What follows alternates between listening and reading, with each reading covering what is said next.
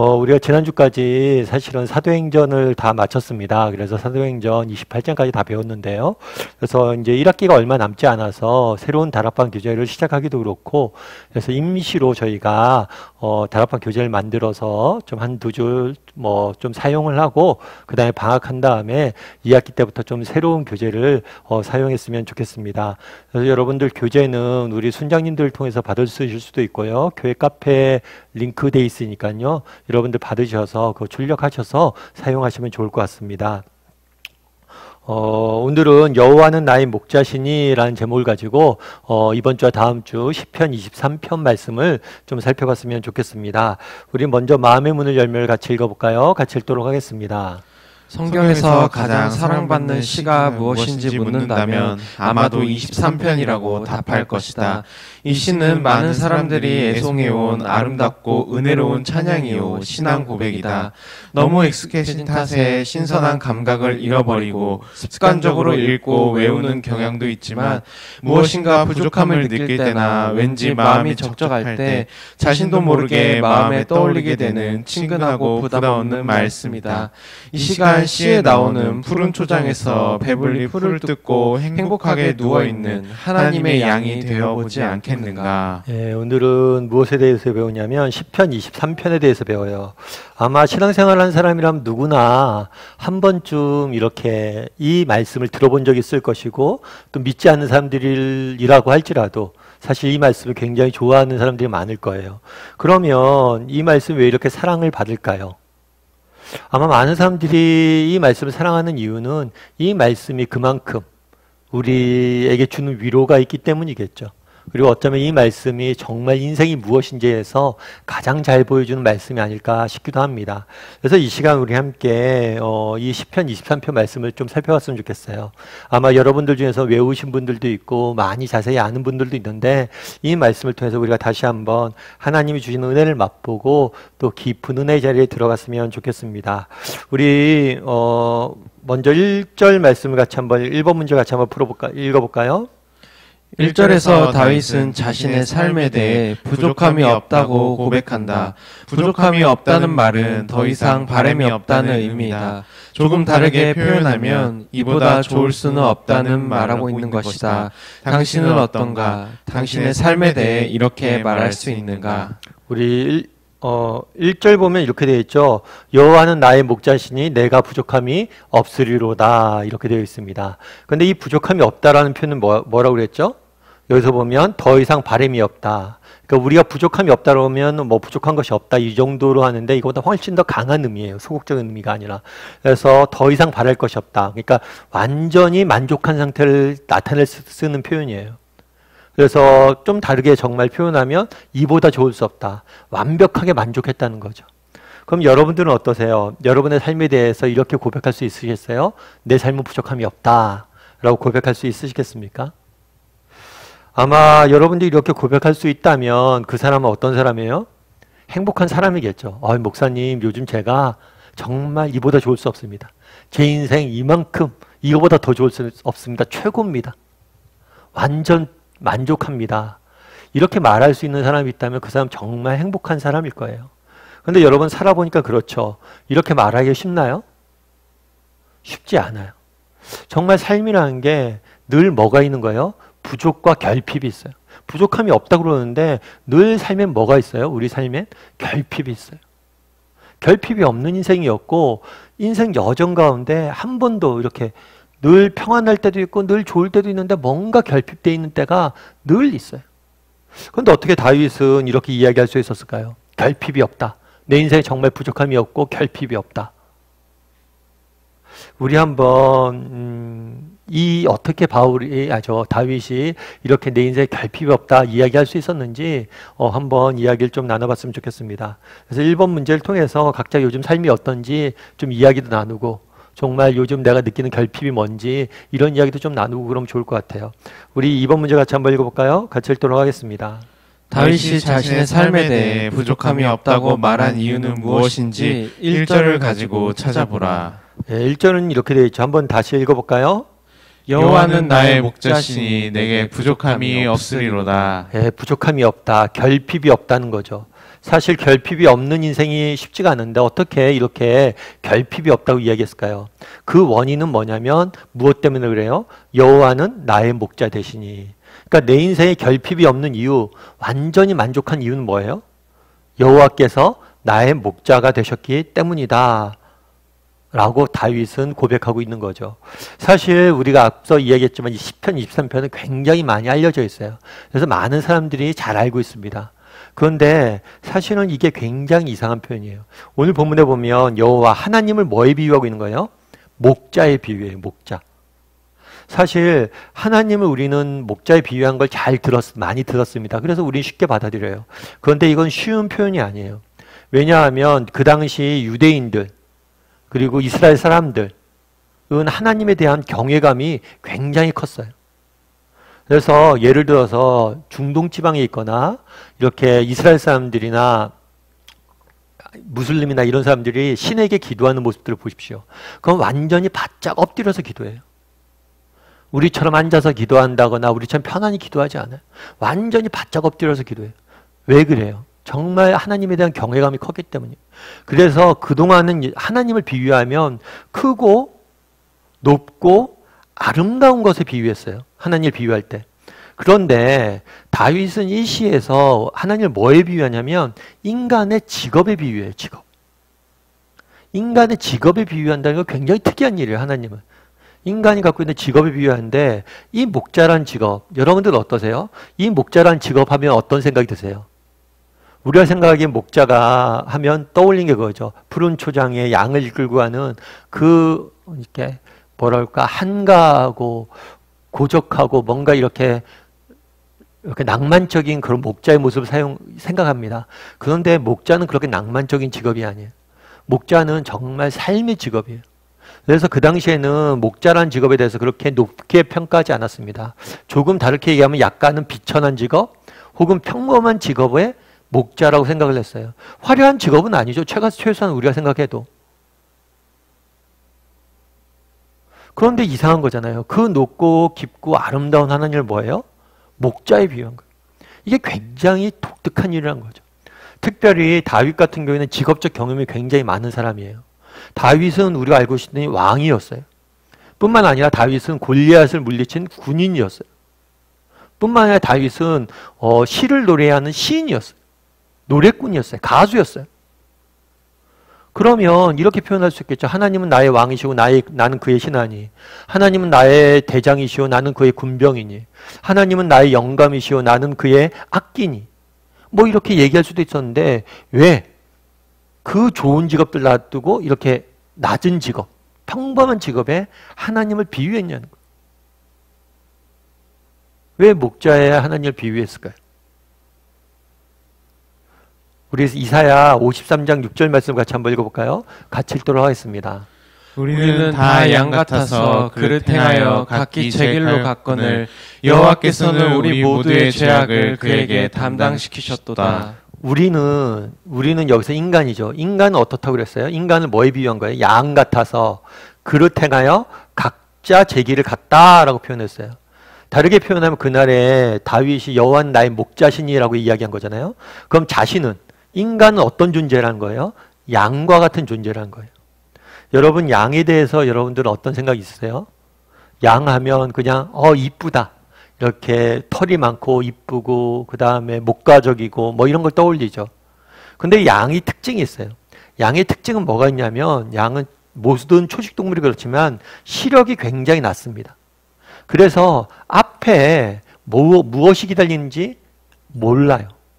그러다 길을 잘못 들거나 앞에 있는 위험에 빠지거나 그럴 수가 있는 경우들이 많아요. 뿐만 아니라 양은 자기를 보호할 능력이 없어요. 그러니까 예를 들어서 초식동물 중에서도 자신의 몸 색깔을 바꾼다거나 아니면 빨리 도망을 간다거나 뭔가에서 자신을 피할 수 있는 그런 것들이 있는 동물들이 있어요. 근데 양은 걸음도 느리고 뭐 피해서 숨지도 못하고 굉장히 자신을 보호할 능력이 없는 거예요.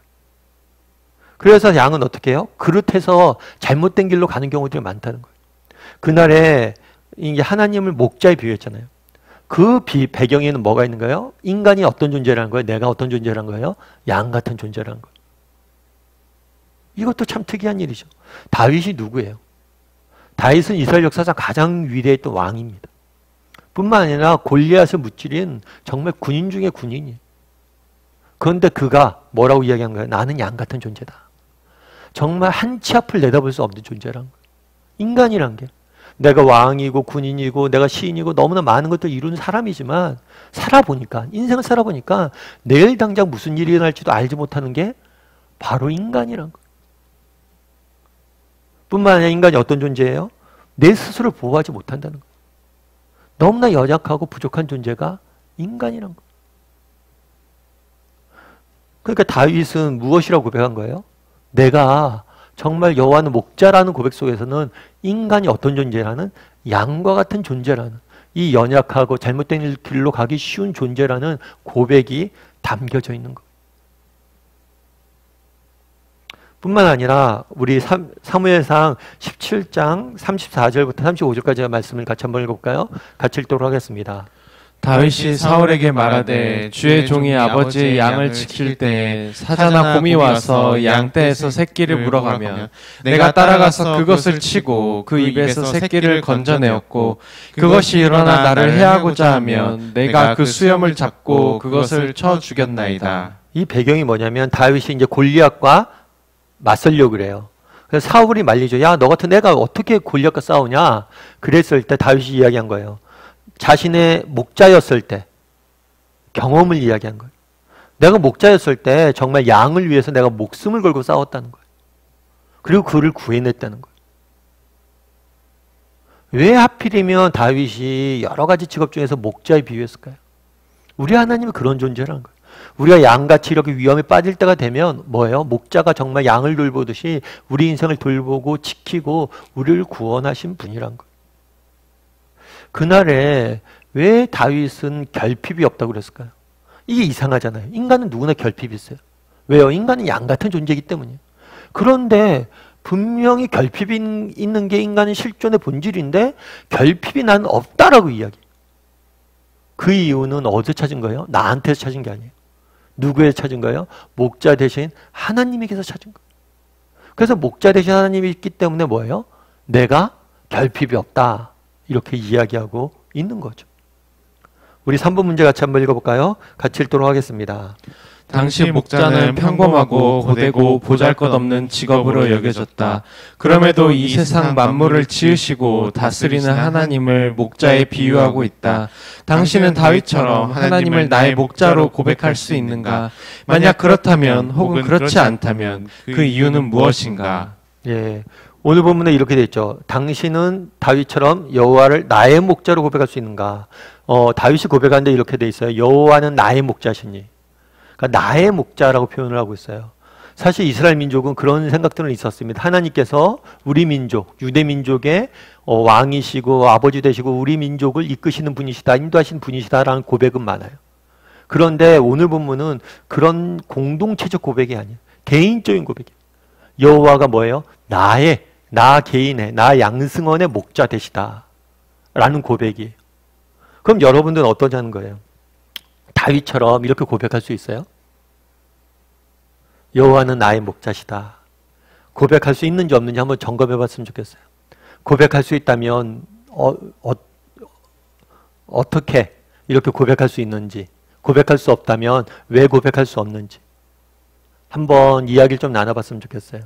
그래서 각자가 여호와는 나의 목자 되시는지 한번 고백했으면 좋겠습니다. 돌아봤으면 좋겠어요. 사실 여호와를 나의 목자라고 고백하는 건 쉬운 문제가 아니죠. 앞서 얘기했던 것처럼 뭘 고백할 수 있어야 돼요? 정말 인간이 양과 같은 존재라는, 정말 나는 내 힘으로 내 능력으로 정말 내 인생을 살아갔을 때 남는 것은 결핍밖에 없었습니다 라는 고백이 있어야 돼요. 뿐만 아니라 여호와를 목자로 고백하는 거 뭐예요? 그분이 나를 지키시고 인도하신 나의 목자, 양이 목자를 쫓아가시지 내가 그분에게 맡기고 쫓아가겠다라는 그런 고백이 있어야 되는 거예요. 그래서 우리 중에는 이런 고백이 없는 분들도 있겠죠. 아직 목사님, 저는 아직 하나님이 나에게 목자 되신 것 같지 않아요. 이런 생각이 든다면 왜 그런지 한번 이야기도 나눠보면 좋을 것 같고요. 하나님, 저는요 그래도 여호와가 내 목자인 것 같아요. 왜 그런지 제가 그래도 이렇게 뭐 정말 24시간 내내 하나님을 따르고 그러진 않아도 뭐 매일 아침 묵상도 하고 하나님을 쫓아가려고 목자의 음성을 들으고 따라가려고 노력하는 편이에요. 이렇게도 이야기할 수 있겠죠. 아무튼 좀 이야기를 나눠보세요. 각자가 정말 하나님이 나의 목자라고 되어 있는지. 그리고 우리 하나님이 목자 되셨을 때 정말 우리가 결국엔 뭐가 될 수 있는 거예요? 다윗처럼 고백할 수 있는 거예요. 뭐라고요? 부족함이 없다. 내 인생에 결핍이 없다. 예전에 이제 존 뉴턴이라는 여러분들 이제 어메이징 그레이스로 잘 알려진 존 뉴턴이라는 목사님 아시죠? 이 목사님이 이제 글을 썼는데 그 글에 이런 표현이 있었어요. 만약 하나님께서 내가 바라는 것을 한 가지 부탁을 반드시 응답해 주신다고 한다면, 그러니까 하나님께서 내가 바라는 것 한 가지 부탁을 반드시 응답해 준다면, 여러분들 만약에 하나님이 나타나서 야 승원아 네가 원하는 게 있지, 그럼 내가 한 가지 반드시 들어줄게 하면 여러분들 뭘 구하겠어요? 뭘 구하겠어요? 그런데 존 뉴턴 목사님 뭐라고 표현됐냐면, 만약 하나님께서 내가 바라는 것 한 가지 부탁을 반드시 응답해 준다고 한다면 나는 그분에게 나를 위해서 한 가지 선택을 해달라고 부탁할 것이다. 되게 멋진 표현이죠. 야 내가 뭐든지 하나 들어줄게, 뭘 해줄래? 그래요? 그러면 하나님이 저를 위해서 한 가지 선택해 주세요. 그만큼 맡긴다는 거죠. 여러분 우리가 하나님의 목자 되심을 맛보기 위해서 해야 될 게 있어요. 그건 뭐냐면 그분에게 맡기는 거예요. 양이 목자를 따르고 목자에게 맡기잖아요. 그런 것처럼. 그랬을 때 하나님께서 우리 인생을 책임져 주시는 거예요. 그래서 나의 목자 되신 하나님에 대해서 좀 이야기를 나눠봤으면 좋겠습니다.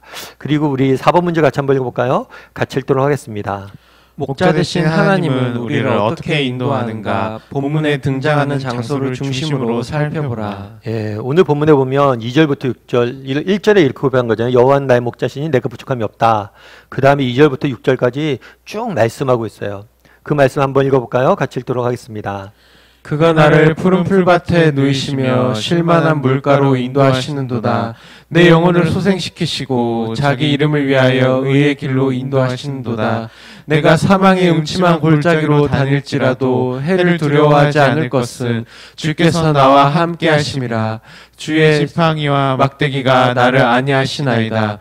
주께서 내 원수의 목전에서 내게 상을 차려주시고 기름을 내 머리에 부으셨으니 내 잔이 넘치나이다. 내 평생의 선하심과 인자하심이 반드시 나를 따르리니 내가 여호와의 집에 영원히 살리로다. 네, 오늘 본문에 보면 여호와는 목자시니 나의 목자시니 내게 부족함이 없으리로다 고백을 한 다음에 다윗이 목자 되신 하나님께서 내 인생을 어떻게 인도할지 쭉 이야기를 합니다. 특별히 우리가 주목해서 보면 2절부터 6절까지 시편 23편 주목해서 볼 때 어떻게 보면 좋으냐면 장소를 중심으로 해서 보면 좋아요. 첫 번째 2절에 보면 나를 어디로요? 푸른 풀밭과 쉴만한 물가로 인도하신다고 그랬어요. 그리고 3절에서 뭘 어디로 인도하신다고 그랬어요? 의의 길로 인도하신다고 그랬어요. 그리고 그 다음 절에 보면 5절에 보면 뭐라고 그랬어요? 원수의 목전으로 인도하신다고 그랬어요. 그리고 마지막 절에는 뭐라고 되어 있어요? 여호와의 집에 인도하신다고 그랬어요. 그리고 3절에 보면 여기 사망의 음침한 골짜기로도 나를 인도하신다고 그랬어요. 그러니까 이 장소를 중심으로 보면 재밌어요. 그리고 장소를 중심으로 잘라서 보면 시편 23편이 좀 더 자세히 보입니다. 그래서 이 장소를 봤을 때 여러분들 어떤 생각이 드세요? 장소를 보면 여호와는 나의 목자 되시고 내가 부족함이 없다라고 이야기하면 그 다음에 좋은 장소만 나와야 되잖아요. 그런데 어떤 장소도 있어요? 사망의 음침한 골짜기도 있어요. 의의 길도 있고 원수의 목전도 있고 꼭 좋은 길로만 인도하지 않는다는 거예요. 이 장소 중에 어떤 길도 있는 거예요? 우리 눈에 보기에는 어둡고 침침하고 안 좋은 길도 있다는 거예요. 우리도 살아보잖아요. 예수님을 믿었어요. 그럼 우리 인생의 만사형통이 아니잖아요. 때로는 정말 사망의 음침한 골짜기도 헤맬 때도 있잖아요. 그렇다면 왜 이렇게 하나님께서 이런 길로 인도하시냐는 거예요. 그 부분에서 우리가 조금 좀 더 살펴봤으면 좋겠는데요. 우리 5절 말씀 같이 한번 읽어볼까요? 같이 읽도록 하겠습니다. 다윗은 평탄한 길만을 걷지 않았다. 그는 화려한 왕궁보다는 황량한 광야가 더 어울리는 사람이었다. 광야 같은 인생길을 걸을 때 그가 맛본 특별한 은혜가 있었다. 그것은 무엇인가? 네, 3절에 한번 앞부분 읽어볼까요? 내 영혼을 소생시키시고. 내 영혼을 소생시켰다. 이 소생하다라는 단어는 낙심의 반대말이에요. 특별히 내 영혼이라고 했잖아요. 내 마음이라고 표현해도 되겠죠. 내 마음을 소생시켰다. 내 마음에 소망을 주었다는 거예요. 우리가 이 땅을 살다 보면 뭐예요? 낙심할 때가 있죠. 절망에 빠질 때가 있죠. 그랬을 때 하나님께서 하시는 일은 뭐냐면 우리 마음을 뭐라는 거예요? 소생시킨다. 하나님께 내 마음을 낙심을 사라지게 하고 소망을 주셨다는 거예요. 그런데 이 표현이 좀 약간 재밌는 표현이에요. 어떤 표현이냐면 이게 목자들 양의 특징이 있잖아요. 양의 특징이 아까 이제 시력이 낮다 이런 얘기를 했고 보호할 수 있는 능력이 없다 이런 얘기를 했는데 양의 또 다른 특징 중에 하나는 뭐냐면 잘 뒤집힌대요. 잘 뒤집혀요. 길을 걷다. 잘 뒤집히는데 문제는 뭐냐면 뒤집혔을 때 스스로 일어설 수가 없어요. 그래서 이렇게 뒤집혔을 때 가만히 두면 금방 말라서 양이 생명이 위험해진다고 그래요. 그래서 목자가 하는 일이 뭐냐면 이렇게 살피는 거예요. 살핀 다음에 잘 살펴요. 늘 살피다가 뒤집어진 양이 있으면 똑바로 이렇게 세우는 거. 이 작업이 뭐예요? 이게 소생하는 작업이란 거예요. 되게 일리가 있더라고요. 여러분 그러잖아요. 우리가 인생길을 걸어요. 인생길을 걸을 때 우리가 넘어지잖아요. 넘어지는데 넘어졌을 때 정말 그 길을 계속 걸어가야 되잖아요. 그럼 어떻게 돼요? 넘어져서 우리가 마음에 좌절되고 상처있고 낙심되어졌을 때 우리 영혼이 살아나야 되잖아요. 아, 내가 다시 인생길 걸어가야지. 이 작업을 하나님이 하신다는 거예요. 내 마음을, 내 영혼을. 그러니까 하나님께서 우리에게 주시는 제일 큰 은혜 중에 하나는 뭐냐면 내 영혼을, 주변의 환경이나 문제 해결 이전에 내 영혼을, 내 마음을 살린다는 거예요. 조금 다르게 표현하면 이 소생시킨다, 영혼을 소생시킨다는 말은 뭐냐면 우리의 영혼을 강하게 한다는 거죠. 강건하게 한다는 거예요. 그럼 왜 영혼을 소생시키는 작업에 대해서 바울은 이렇게 이것들을 은혜라고 고백을 했을까요? 이게 어쩌면 우리 인생에 있어서 가장 중요한 것일 수 있어요. 왜냐하면 제가 종종 말씀드리지만 우리가 같은 환경에 있잖아요. 인생에 같은 문제를 만나요. 그런데 어떤 사람은 똑같은 문제를 만나도 씩씩하게 잘 살아가는 사람이 있어요. 그런데 어떤 사람은 인생이 진짜 작은 문제예요. 그런데 그거 갖고 넘어져서 아파하는 사람이 있어요. 물론 인생의 문제라는 게 주관적이에요. 주관적이라 그것이 아무리 작아 보여도 클 수가 있겠죠, 본인에게. 그런데 옆에서 보면 안타깝죠. 아니 저렇게 작은 문제로 왜 저렇게 낙심하고 있냐, 넘어가고 있냐, 씩씩하게 일어나야지. 그런데 어떤 분들을 보면 우리가 봤을 때 아, 저 집사님, 저 권사님은 인생에 저렇게 문제가 많은데 어떻게 저렇게 예수님 잘 믿고 씩씩하게 살아가지? 그 근본적인 차이는 뭐예요? 제가 한번 말씀드렸지만 그게 마음의 크기, 우리의 영혼의 크기. 영혼이 강건하잖아요. 그러면 어떤 문제가 나도 큰 문제가 안 된다는 거예요. 목자 되신 하나님께서 우리에게 하시는 첫 번째 일은 뭐냐? 내 영혼을 강건하게 했다는 거예요. 그래서 인생의 크고 작은 문제를 만났을 때 그것들을 넉넉히 이길 수 있는 힘을 줬다는 거예요. 이 마음의 크기. 그래서 이 영혼의 강건함들에 대해서 이야기한 거예요. 바울은 빌립보서에서 이렇게 이야기합니다. 같이 한번 읽어볼까요? 내가 궁핍함으로 말하는 것이 아니니라. 어떠한 형편이든지 나는 자족하기를 배웠노니 나는 비천에 처할 줄도 알고 풍부에 처할 줄도 알아. 모든 일 곧 배부름과 배고픔과 풍부와 궁핍에도 처할 줄 아는 일체의 비결을 배웠노라. 예, 여기 자족하기를 배웠다라고 되어 있는데 이 자족이란 게 이제 자기만족 이런 의미도 있지만 보다 근본적인 의미는 뭐냐면 환경의 지배를 받지 않는 능력이에요. 어떤 환경에 처하든지 내가 흔들리지 않고 정말 평안을 유지하고 기쁨을 유지하고 살아가는 법들을 배웠다는 거예요. 이 영혼을 소생시킨다는 건 그런 거예요. 정말 우리가 이 환경에 지배받지 않는 정말 우리 내면이 강한 사람이 되어야 돼요. 그랬을 때 뭐가 되는 거예요? 우리는? 정말 크고 작은 어려움들이 있을 때 이겨낼 수 있는 거예요. 정말 내면이 약하면 진짜 작은 문제로 넘어지는 거예요, 인생. 그래서 하나님께서 우리에게 하신 일은 뭐냐? 이 내면의 강건함들을 주신다는 거예요. 우리 6번 문제 같이 한번 읽어볼까요? 같이 읽도록 하겠습니다. 워렌 워스비는 두 종류의 사람이 있다고 말한다. 하나는 온도계와 같은 사람이며 다른 하나는 온도 조절계와 같은 사람이다. 온도계는 날씨와 외부 상황을 정확하게 반영한다. 반대로 온도 조절계는 날씨가 추우면 온도를 올리고 더우면 내려가게 한다. 주위 환경과 상관없이 덥든지 춥든지 그 영향을 받지 않고 삶의 일관성을 유지하는 사람이 온도 조절계와 같은 삶이다. 당신은 온도계와 온도 조절계 중 어디에 가깝다고 생각하는가? 여러분들은 한번 이야기를 나눠보세요. 온도계와 온도 조절계 중에서 어디에 더 가까운 것 같으세요? 정말 조그만 인생의 문제를 만나도 막 그냥 그 문제로 인해서 시름하고 아파하고 조금 좋은 일이 생기면 너무 기뻐하고 그런 걸로 그렇게 살고 있는지, 아니면 정말 인생에 굴곡이 있는데 이 굴곡이 있어도 뭐예요? 흔들리지 않고 정말 인생의 어려움들 만났을 때도 정말 늘 한결같이 이렇게 걸어가는 사람인지 한번 나눠보시고, 여러분들이라면 어떤 삶을 살고 싶으세요? 온도 조절계 같은 삶을 살고 싶으세요? 온도 조절계 같은 삶을 살면 좋지 않겠어요? 정말 웬만한 일에 흔들리지 않고 정말 일관성을 가지고 기쁨을 유지하고 평안을 유지하고 사는 삶. 그러면 웬만한 어려움 갖고도 우리 결핍을 못 느낄 거 아니에요. 그래서 어디에 더 가까운지 한번 나눠보세요. 그럼 어떻게 하면 온도 조절계 같은 삶을 살 수 있을까요? 온도 조절계 같은 삶을 살 수 있을까요? 여러분, 뭐 여러 가지 것들이 필요한데 우리가 이제 온도 조절계, 그러니까 주변의 환경에 지배받지 않는 삶, 자족하는 삶, 이렇게 영혼이 강건한 삶, 영혼의 강건함을 유지하는 삶을 살기 위해서 몇 가지 필요한 게 있는데, 그 중에 하나는 그런 게 있지 않을까 싶어요. 육체의 강건함도 되게 중요한 것 같아요. 제가 어떤 글에서 읽었는데 어떤 사람이 그랬다고 그러더라고요. 어떤 집사님인데 이 집사님 사업을 하셨어요. 사업을 하셨는데 이 사업이 망하기 직전이었어요. 그러니까 집에서 퇴근해서 집에 와 있는데도 잠도 안 오고 너무 힘든 거예요. 그래서 집에서 잠도 안 오고 그래서 한밤중에 회사에 나갔대요. 회사에 나가서 주여 하고 외쳤대요. 기도한 거죠.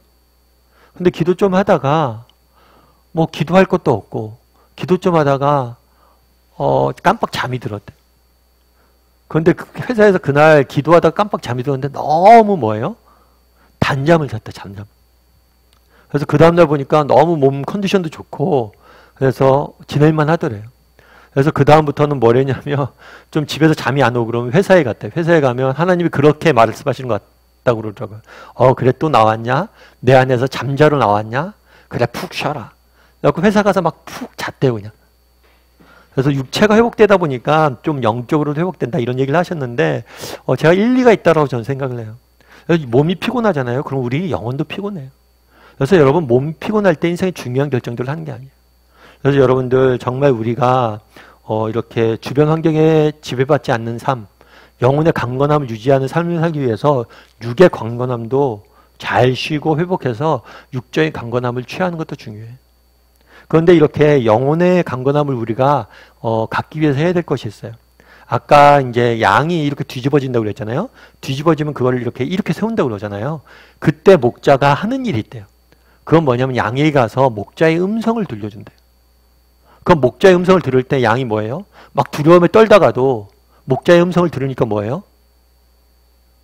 안정감을 찾는 거예요. 아, 목자가 날 이렇게 세워주겠구나. 우리도 마찬가지인데 나의 영혼을 소생시킨다 라고 다윗이 고백하잖아요. 어떻게 우리의 영혼이 소생되는 걸 맛볼 수 있냐? 목자의 음성을 들어야 되는 거예요. 하나님의 음성을 들어야 되는 거예요. 그래서 우리가 오늘 이렇게 수요 모임도 하고 다락방도 하고 아침 묵상도 하고 예배도 드리는 거예요. 여러분, 하나님 앞에 자주 나가세요. 그래서 하나님의 음성을 들으세요.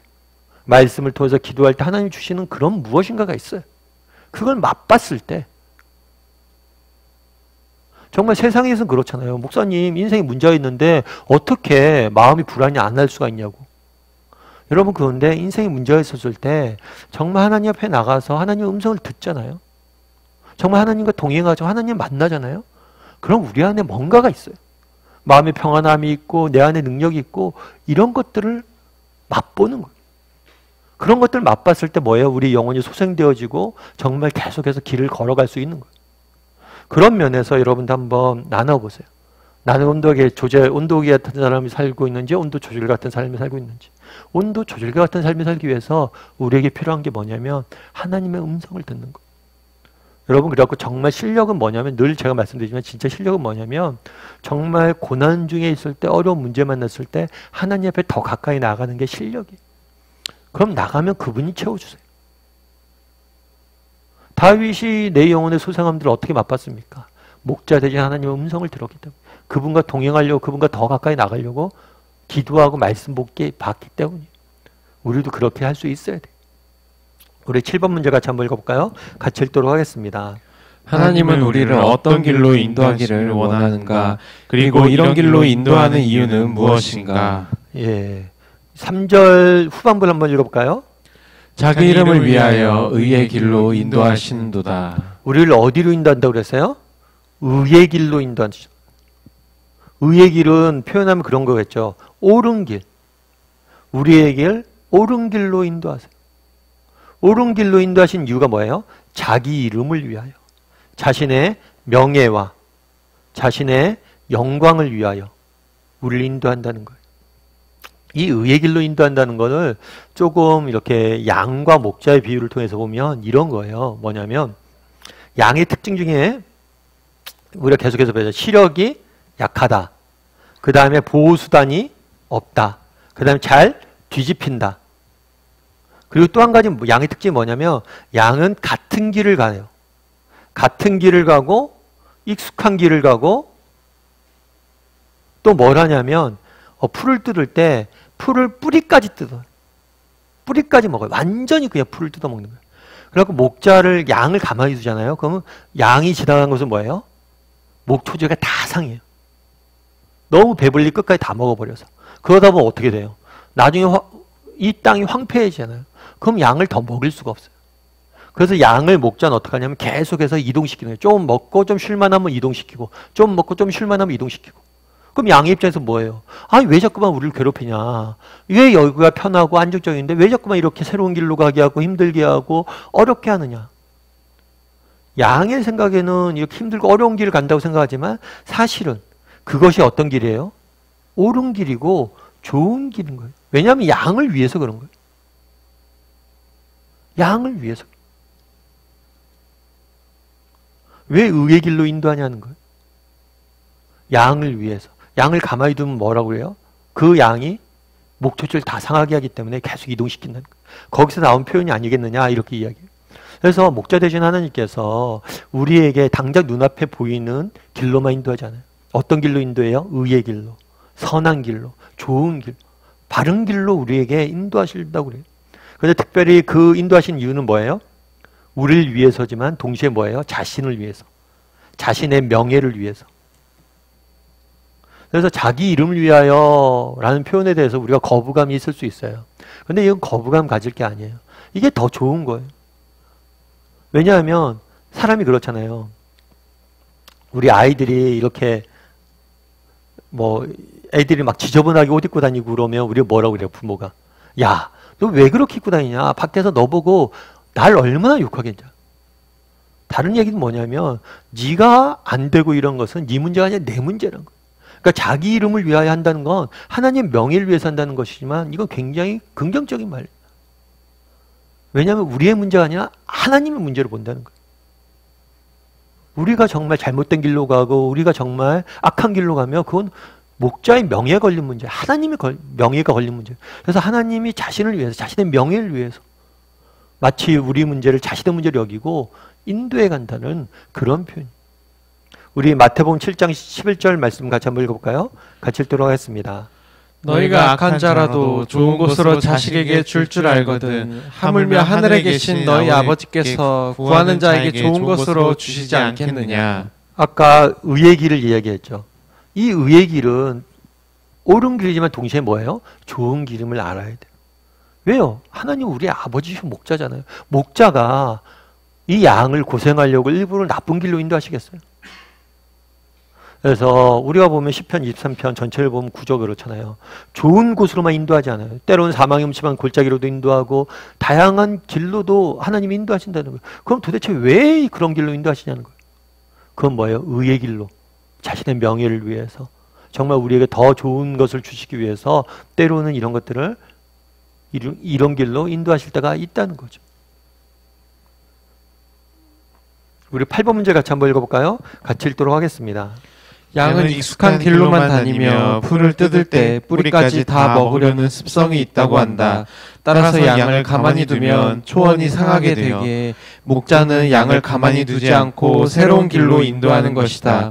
목자 대신 하나님이 인도하는 길은 옳은 길이며 동시에 좋은 길이라고 믿는가? 처음에는 좋지 않게 보였지만 결국에는 더 좋은 것으로 변화되는 은혜를 경험한 적이 있다면 나누어 보라. 네, 여러분들 목자 대신 하나님께서 우리에게 인도하는 길이 옳은 길이며 또한 좋은 길임을 믿으세요? 정말 때로는 우리가 인생을 살다 보면 우리가 원하지 않는 길로 갈 때가 있잖아요. 왜 이런 계획을 냈는데 하나님께서 내 인생을 이렇게 인도했을 때 이렇게 인도하실까? 이런 느낌들이 들 때가 있잖아요. 그럴 때 여러분들은 어떤 생각을 갖고 있었어요?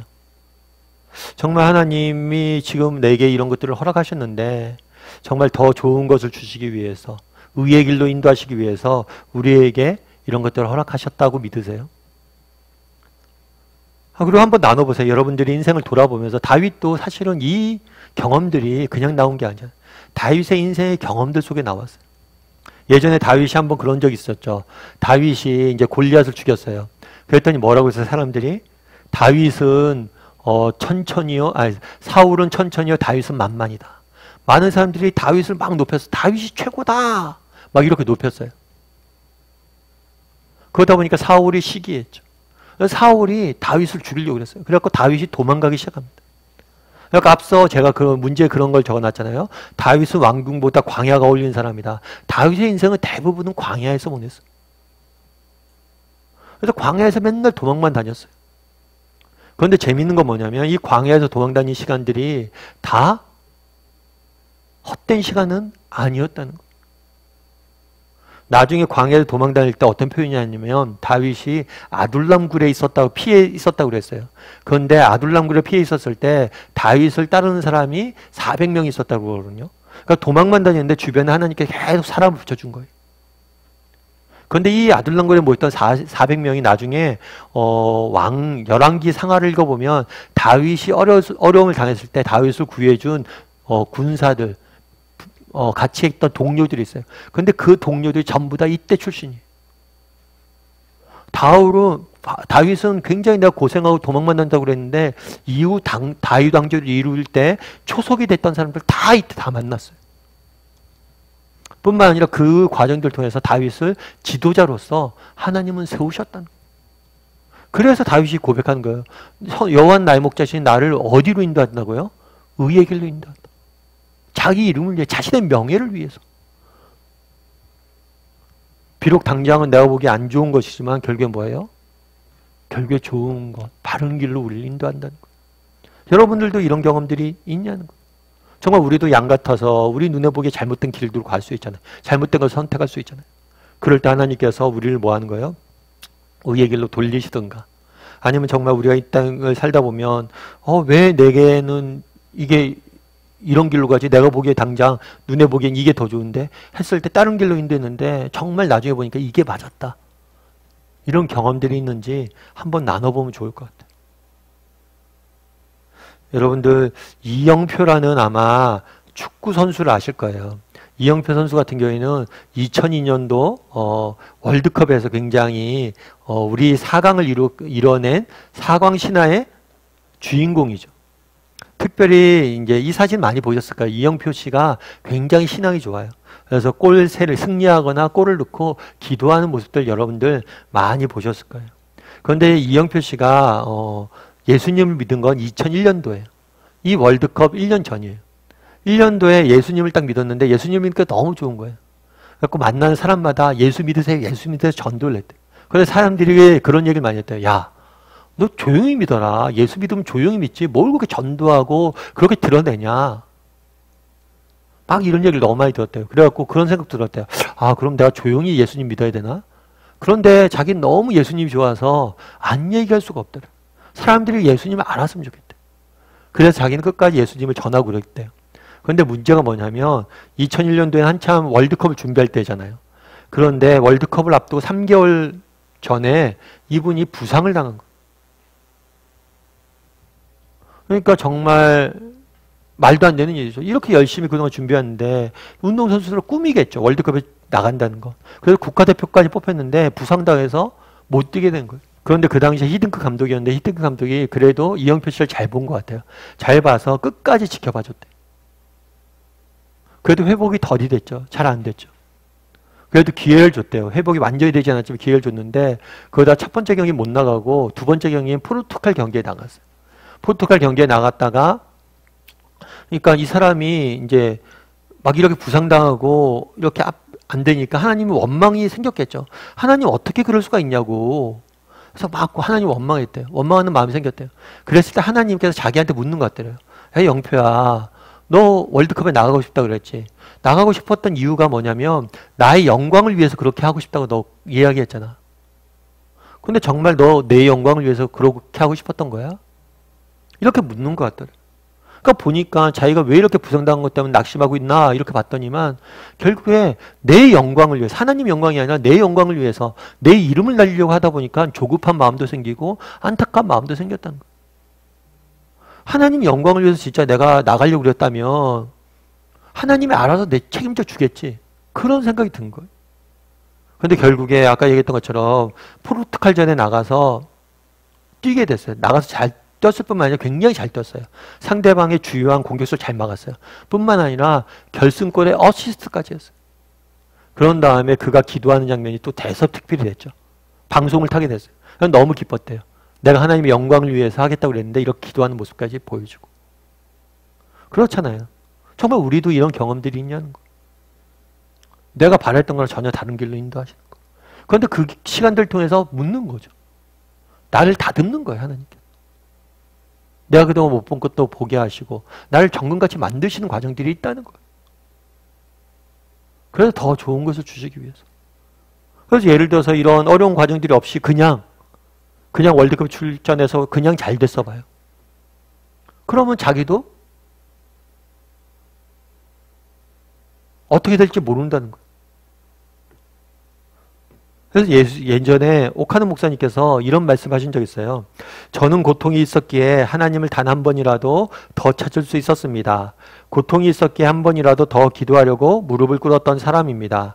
고통이 있었기에 한 번이라도 더 주님을 향해 내 마음을 열고 그분이 나를 찾아오기를 기다렸던 사람입니다. 오늘의 저는 고통이 빚은 하나의 질그릇이라고 당당히 말할 수 있습니다. 성경은 항상 기뻐하라고 말합니다. 하지만 아침부터 저녁까지 기뻐할 일만 계속 연속적으로 일어난다면 오늘 제 모습은 어땠을까요? 생각만 해도 소름이 끼칠 정도로 끔찍합니다. 옥 목사님께서 하셨던 말씀이에요.